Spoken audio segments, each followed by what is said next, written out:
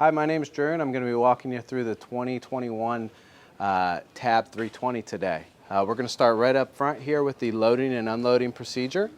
What we have here is going to be your coupler and tow chain. So give me 1 second here to kind of undo a lot of this stuff. Here we go. So we have your coupler right up front here. As it sits now, this is going to be in the unlocked position. It holds back in that unlocked position to make it easier to load it. So from this position here, we're going to go ahead and raise the tongue here to 3 inches above your ball. We are then going to center ourselves underneath the coupler there. Of course, then letting this come down about 3 inches until we are fully seated on that ball. Once fully seated, we're going to slide this coupler all the way forward. What we're doing is we're paying special attention that these two vampire teeth on either side of that coupler are fully engaged in the frame. Everything is resting flush like so. From there, we can go ahead and finish jacking this all the way up. This wheel is going to be removed, and you have a pin here. Of course, it's what they call a spring pin, so we can go ahead and remove that pin. From there, we're going to relocate it up here onto the coupler. That's going to keep that from rattling loose going down the road, just a little added security for you. Of course, wheel's going to be removed. We're going to take that, put it here in the basket up front or wherever you decide. But this wheel is only designed to be attached again, when the unit is stationary. Makes it very easy to manipulate that unit around, for ease of use. Then we're going to come here to the tow chains. These are going to be crossed underneath the coupler, so something like that. Now, keep in mind that it is illegal in the state of Texas for these chains to make contact with the pavement at any time. So you are going to want to make sure that they, of course, number one, have enough room to make your left and right hand turns, but not so much room that they may make contact with the pavement. So keep in mind, it's not only illegal for them to make contact with the pavement at any time, but it is also state law that they do need to be crossed. So we're going to go ahead and make sure we do that. Riding right beside those tow chains is going to be your emergency breakaway here. Now, this emergency breakaway corresponds with a box a little further down the frame. This is essentially your last line of defense. So in the event that this coupler were to fail, come down here on those chains and snap those chains. As the two vehicles separate, this is going to act like a ripcord to the electric brakes, putting full braking power onto the electric brakes, making a bad situation a little less rough with that. So we also have your 7-way receptacle here. This is going to give you full function to your vehicle's charging system, lights, braking system, things like that. This is going to plug directly into your bumper receptacle. And again, when this is plugged into your receptacle, think about it at that point as one large vehicle. What that means for you is instead of having two separate vehicles, for all intensive purposes, it is going to be one vehicle at that point because we are linked into your charging system. So if you leave a light on within the camper for, again, an extended period of time, linked into your bumper, it could potentially leach off of your tow vehicle's battery. So keep that in mind there with that. Coming right up here to your propane compartment and battery housing. Now, this is where your battery is going to be stored. Of course, we're here in the showroom doing this video. We have no battery installed within the unit, but that battery is going to live right here in this compartment. Of course, it's going to be seated in a battery box. Now, a couple things to keep in mind when we talk about this imaginary battery that we don't have here. It's going to be an interstate deep cycle battery. So what that's going to entail for you is, because it is a lead acid battery, 2 or 3 times a year, we're going to go ahead and remove those vent panels off the top of it. We're going to be refilling with distilled water. So there is a clear marked water level. We do absolutely want to maintain that water level, keep that battery in tip-top shape for the long run. We also have a battery disconnect switch here. Now we are going to go ahead and we're going to utilize that battery disconnect switch for periods of long-term storage. Anytime we're storing the units for more than a couple weeks, we're going to go ahead and flip that switch. Easiest way to kind of orientate yourself with that battery disconnect is going to be the picture of the battery. If the battery is resting on its side like it is currently, that means that battery would be disconnected. If we went ahead and flipped that and the picture of the battery or the orientation was correct, we would be connected. Again, that's going to be used to help isolate that battery from that 12-volt system, keep any nominal or phantom draws from, again, wreaking havoc on that battery. Beside that, we have a 20-pound propane cylinder, same variant you're going to find on any gas grill, open and close valve here on the top. Very straightforward, held in place by a wing nut and a tension band. I find most people are somewhat familiar with the operation of these cylinders, and again, it's up to you on whether you keep the tank with the unit, you take advantage of an exchange program at a filling station. That's all up to you, but it is very easy to maintain and remove and utilize. So from there, this all has a nice little gas strut there that's going to keep the lid open when doing any maintenance there. When we come down, we just have some rubber latches here. We just pull down past the keeper. That's going to keep everything secure there. Coming around here to the side of the unit, we have first up is going to be your cassette toilet. Now I already have it partially removed. Underneath the toilet lid, we're going to find actually the actual toilet lid and seat. We're going to find the cap for this, so don't be alarmed that it's not there. I just haven't put it in place yet.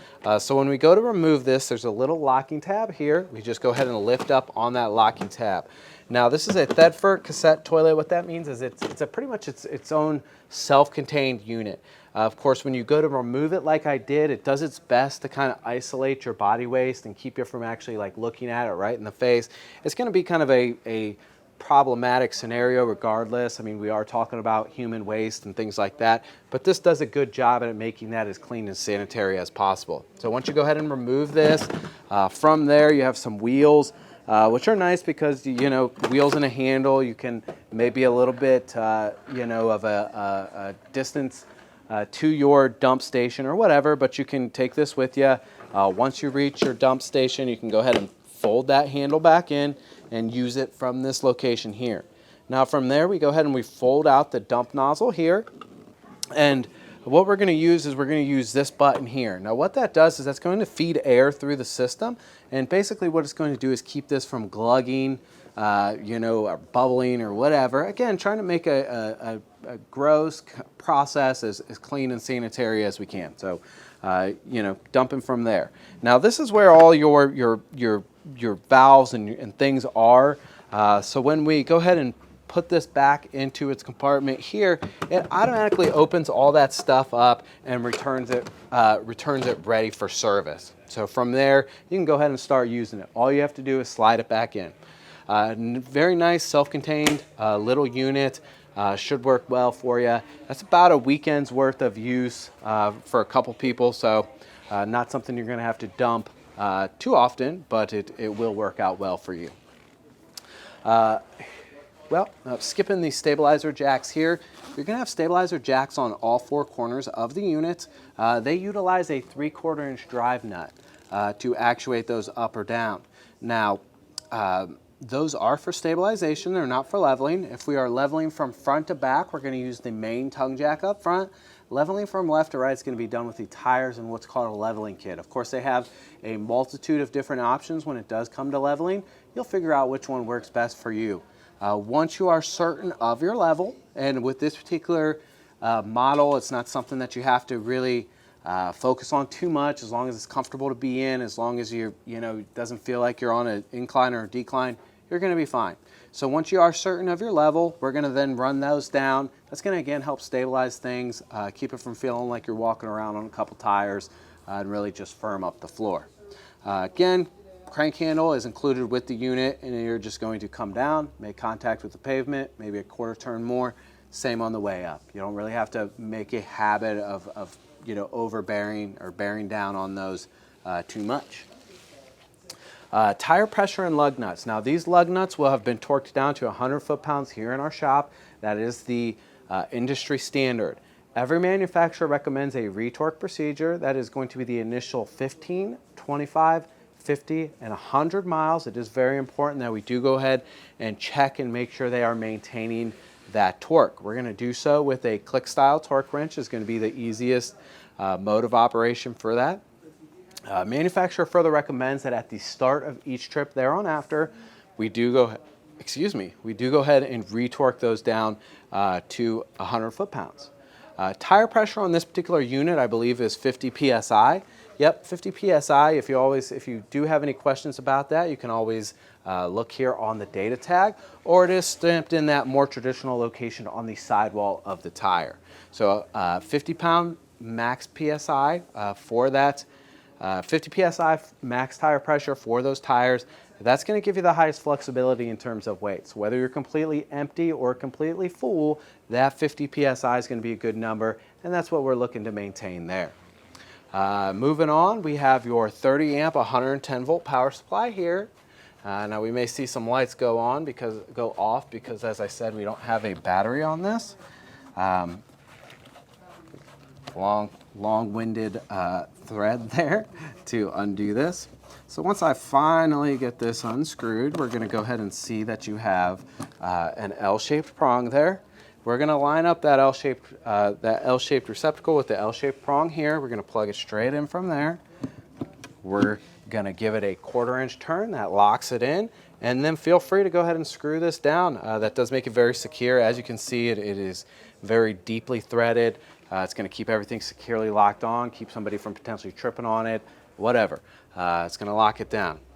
Now, my recommendation for every unit that I deliver is going to be the addition of a 30 amp surge protector, especially with these new camp products. There's a lot going on electronically, and we are looking at some very sensitive electronics with the Alta system and the Air 8 system, things like that. It is very important that we do include a 30 amp surge protector within this this wiring here. So that surge protector is going to plug directly into the power source. What it's going to do is not only protect you from surges, but from substandard wiring, dirty power, things like that. If you have any questions on the further importance of a surge protector, or if you have questions in seeking out which products we recommend, feel free to give our parts department a call. They would be more than happy to go ahead and walk you through the process. We're going to go ahead and focus in this compartment here. There is a ton going on here, you know, just a lot going on. We have our city water connection in here. We're going to use that anytime we do have access to full-time running water, and we're also going to, let's back up a little bit. So you have a couple options here. You have your city water connection, and you have your winterization option here. Now, they outline very clearly the position of the knobs to accommodate multiple different things, whether we are running it on city water, we are winterizing it, if we're dry camping, which is going to be essentially filling the tank and utilizing the water pump switch to draw that up from the tank. We're going to use that guy there. Sanitizing is going to be this guy, that orientation of these valves here. To fill that tank, we're going to do the very same thing here. We have a water pump here to pressurize the system. And we also have your low point drains here. Now those are going to be the lowest point in the unit's plumbing. We're going to use those to help keep things nice and sanitary when we're storing the unit, keep any, keep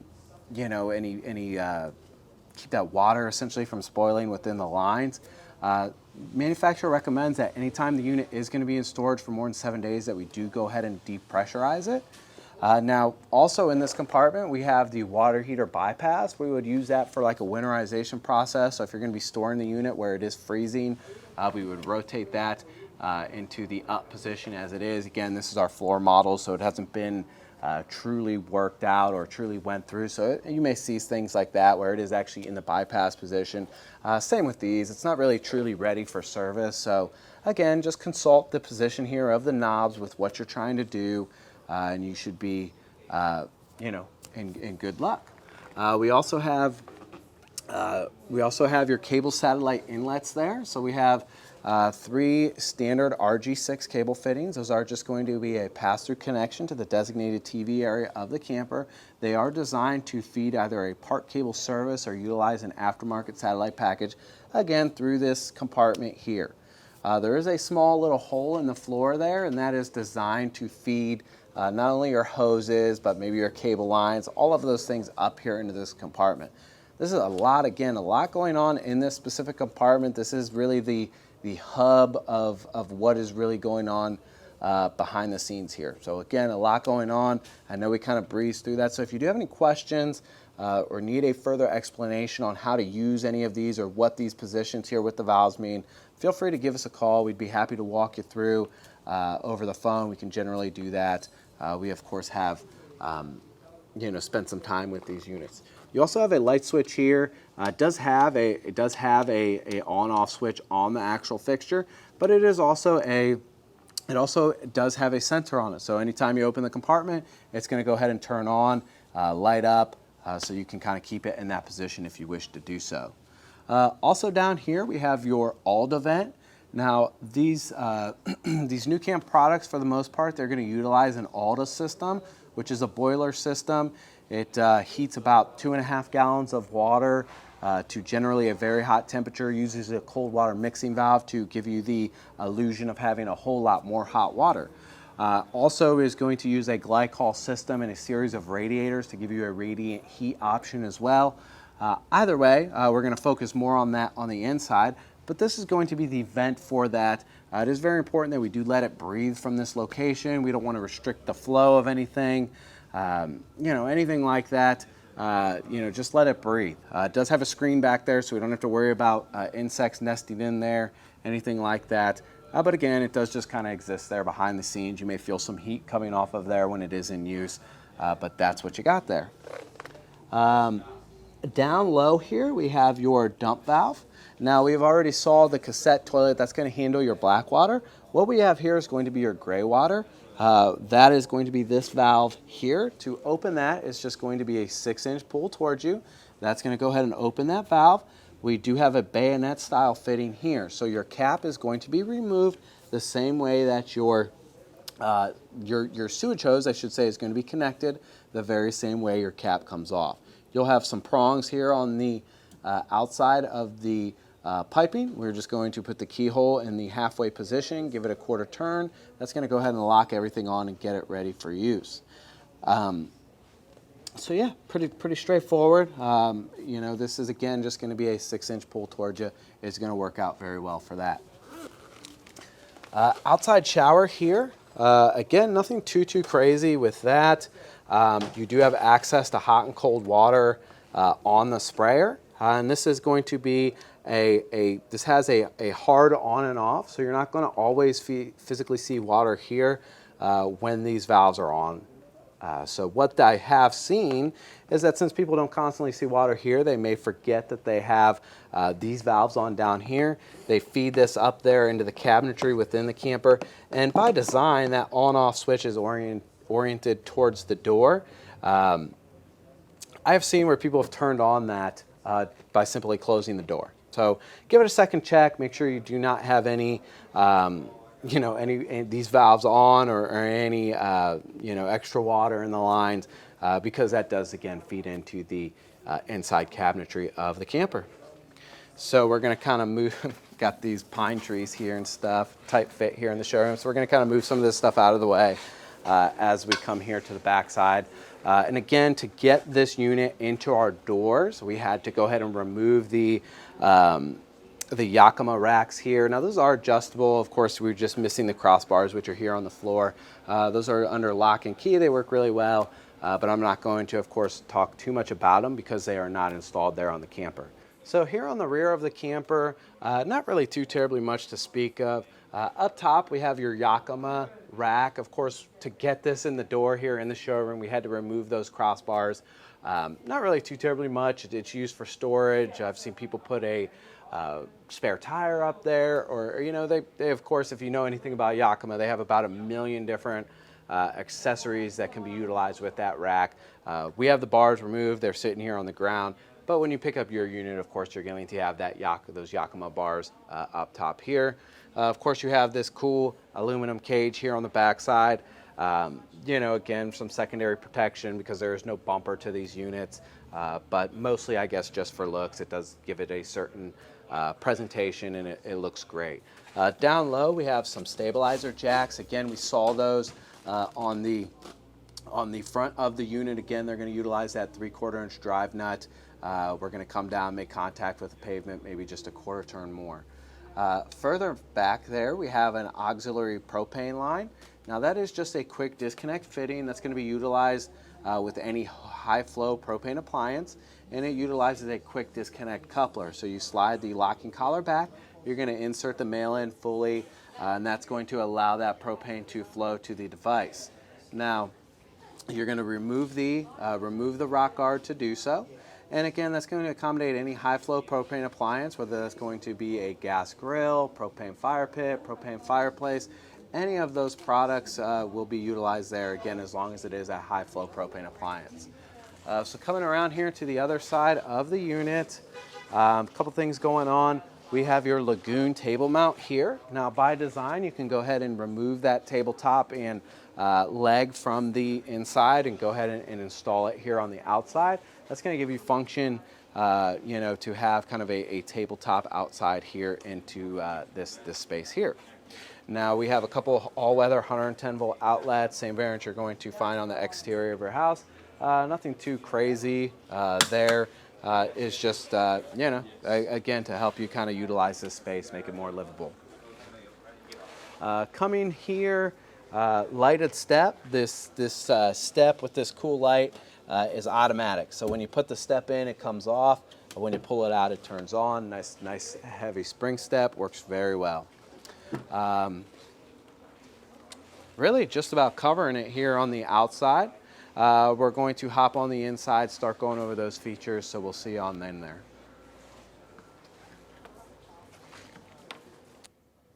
Alrighty, so here on the inside, we have your entry door here. We got some features there with the entry door. Of course, number one, you got the spring door here. That's going to close. Of course, we don't have the door closed all the way, so it's not going to be accommodated there. But screen door there. Down low here, we have your trash can. It does have the removable base there to make it easier to change a bag or things like that, but it's a cool feature.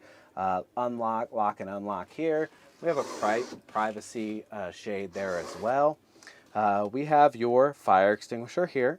That does have a test tab. It is very important that we do go ahead and test our safety equipment every single time we take the unit out. What that's going to entail for you is pushing this green tab down. If it springs back, that means we have life in it. If not, it's time to go ahead and pull that out and replace. Should last you many years, but it is very important that we do test it every single time we take the unit out. So what we have here is going to be your stovetop. What you're going to do is you would go ahead and turn this to light. And then in here we have a little electronically controlled piezo igniter. We would go ahead and press that down. That's going to go ahead and light the stovetop. Works very straightforward. Other than that, nice having that electric light feature. It is very basically, just your standard kind of cooktop, camping stove cooktop. Also in this area, of course, we have the backlighting there on the cabinets, the beautiful woodwork that New Camp is known for. Oop. And up top here, we have the standard, again, standard windows. What we have here is, of course, you see that window in the open position. We can go ahead and pull that screen down. That's going to keep any flying insects, bugs, things like that out. We can go ahead and have our privacy shade there. Again, pretty standard stuff. This window's in the out position, so what I'm going to do to close it is I'm going to loosen up these struts here. That's going to allow that window to free float and come down. Now with it in that down position, I can go ahead and pull it here into the camper. I can go ahead and pull that into the camper, and what we have here is a couple different latching options. So if I go here into this first latch, that's going to be like a vent option. So I would go around, I'd latch all these. It's going to give me a fingertip's worth of opening here along the outside of the camper. We're going to be able to vent the camper but still be relatively secure. You may do that if you're having condensation issues, things like that. You can go ahead and do that. Now to fully close the window, which we're going to want to make sure we do before going down the road, we're going to pull all the way back past that plastic. And then we're going to go ahead and latch it down. That's going to compress that seal, and that's going to keep the water out and the air and things like that. Standard kind run-of-the-mill kitchen fixture here. Down and out's going to be cold water, up and out's going to be hot water. So nothing too crazy there. With the cabinetry here, we have push-button locks there. So once we push it, it's going to spring out that handle and allow you to access that. And they are all soft close cabinetry, and they are beautifully made in the heartland of Ohio. Over here, you know, we have the kind of the business end of the cassette toilet. I'm going to hop in here. Nothing too crazy here. We've already talked about the main functions of the cassette toilet, but you have your flush button there. Once we introduce water into the unit, that's going to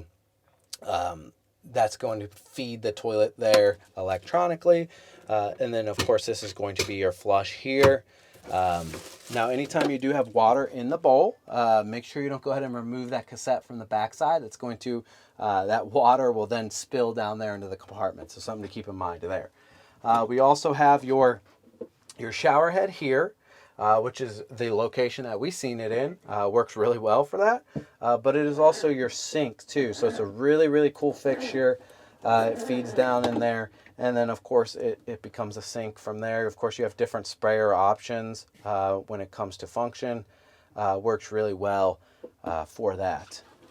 Also here in this area, you know, really light switch is going to be right there on the fixture. We have your pinwheel privacy shade there. So that goes ahead and switches there to block out the light. Toilet paper holder, mirror, things like that. Again, really kind of basic, but is very functional. Here on this panel here, we have your Alda system. And we're going to go ahead and turn this on, and hopefully we can get this to come on for us. And it looks like we can. It's going to go ahead and boot up there. Once it goes through that boot up process, this is going to be your information screen or your screensaver. Any pertinent information that the appliance has to tell you, you're going to find on this screen here. What this is indicating to us right now is that we are plugged into shore power here. It's 79 degrees here within the unit. We have the furnace on, and that's it. That's all the information it's telling us right now.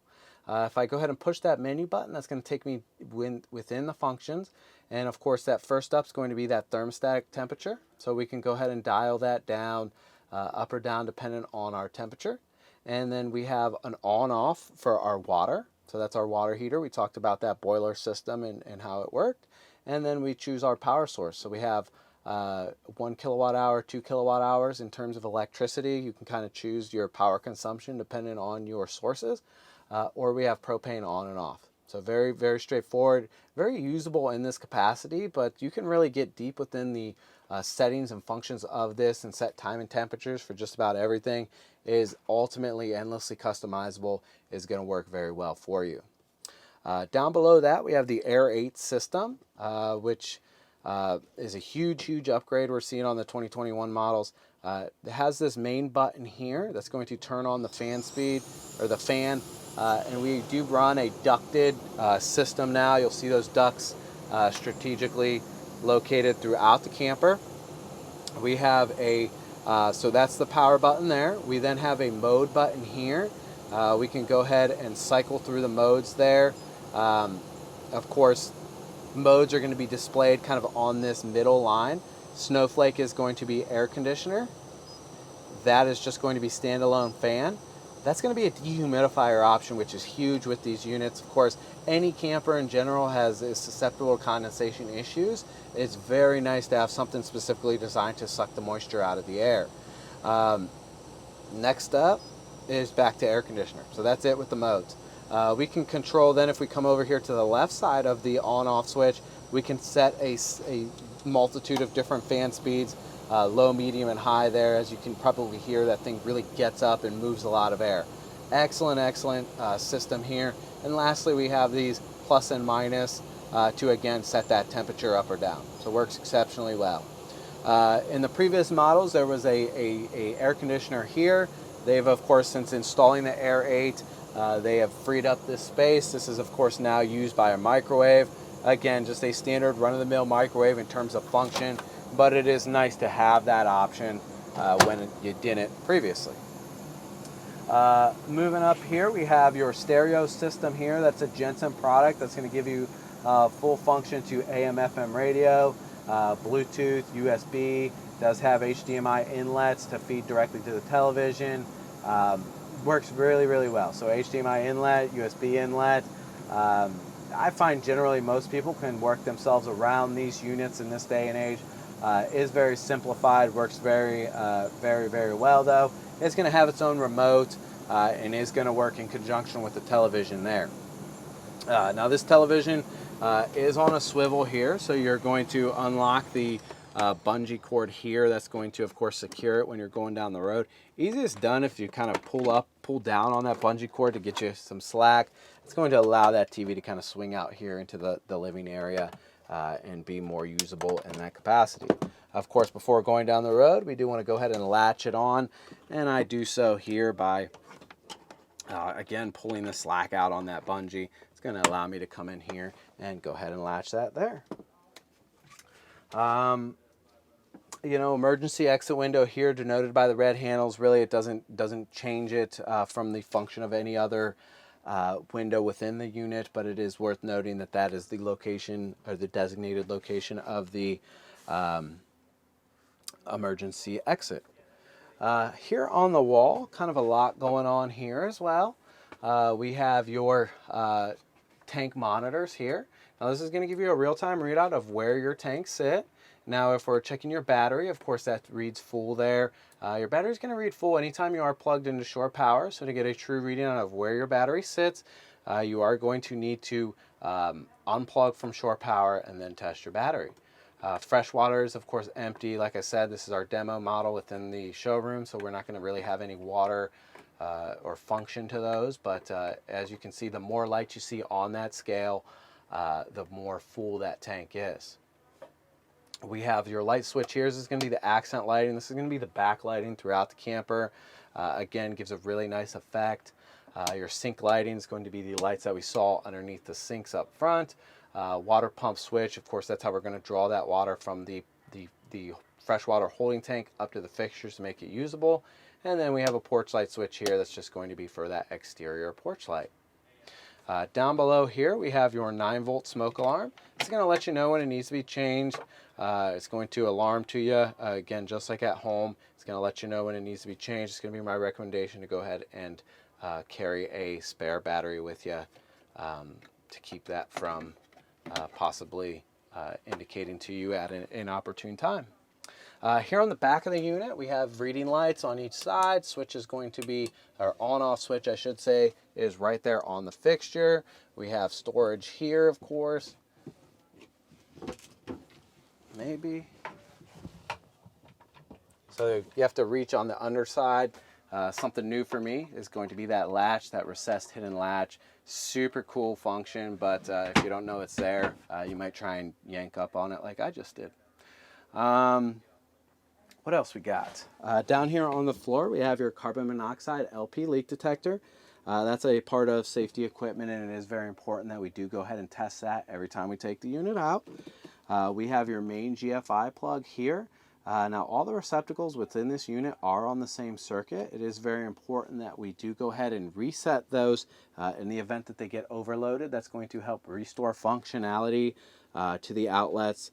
You have a test and a reset button. So if you have any problems there, just go ahead and make sure that we go ahead and reset that to allow for functionality. So beside here, and again, don't pay any attention to my legs, but here on the right side we have your 110 volt appliances. Those are your standard resettable light switch style breakers, same variant you're going to find in your fuse panel breaker box at home. And then here on the left side we have your automotive blade style fuses.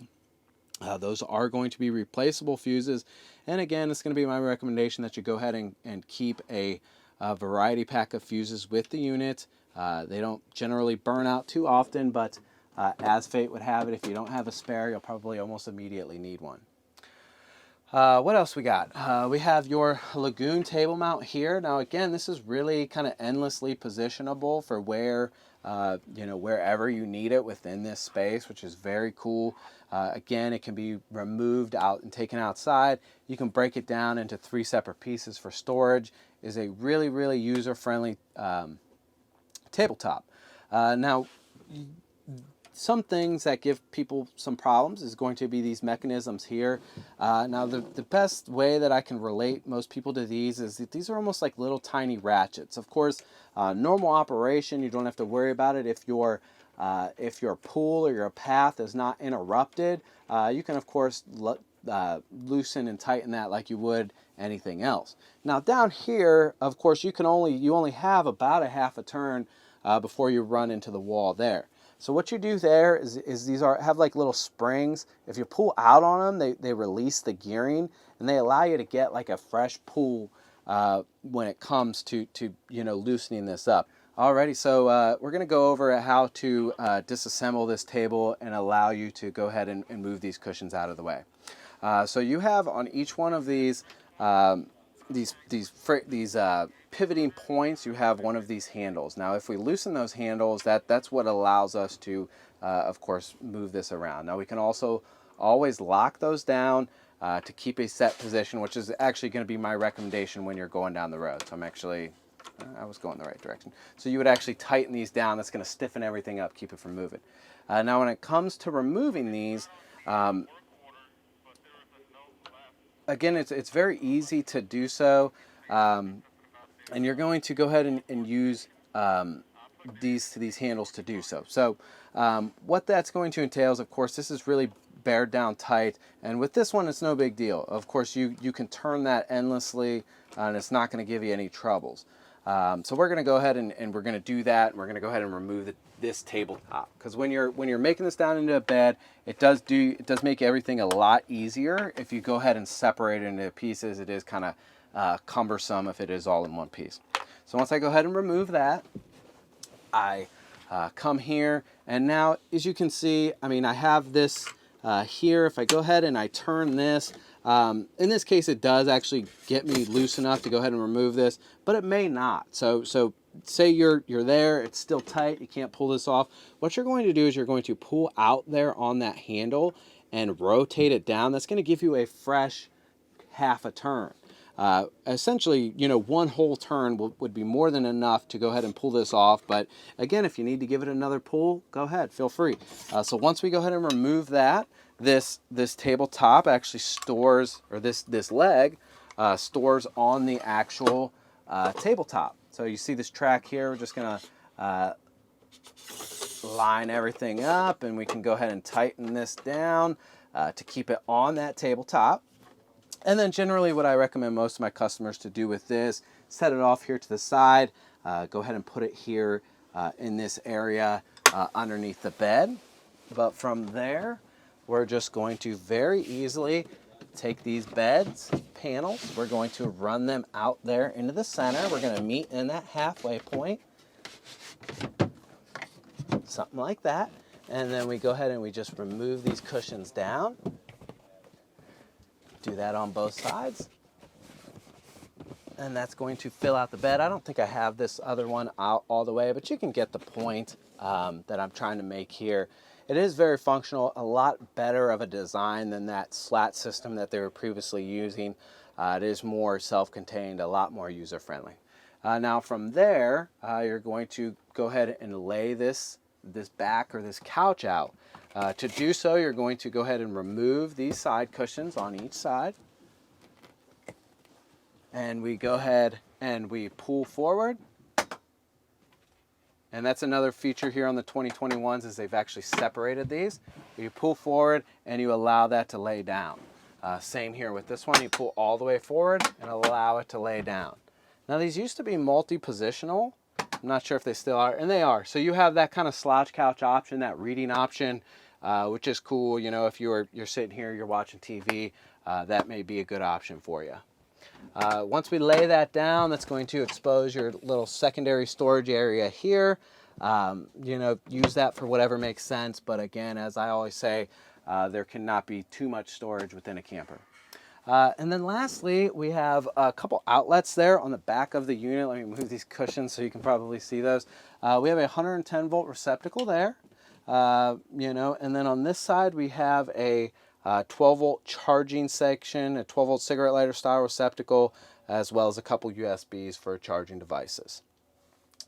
One thing we didn't talk about up top here is, of course, we not only have a light here, switches right there on the light, but we also have your fantastic fan. Now, we are going to unlock this initially. So we unlock it, and then that will allow us to go ahead and crank it up. Once we're cranked up, we need to choose a direction, whether that's going to be exhausting air or bringing it in. It does run in both directions, and then we choose a speed. If we change our mind, we can go ahead and choose, you know, on-demand speed. That's going to bring in nice fresh air from the outside. Works tremendously well, but it is very important that we do remember to go ahead and close it before going down the road, you know, because it may not be there when you get to where you're going if not. And in this case, we're going to go ahead and lock it. So that just about covers it here on the 2021 Tab 320. If you have any questions, anything that we may have missed, or you need some clarification, please don't hesitate to give us a call. We do hope you enjoyed this walkthrough. Thank you.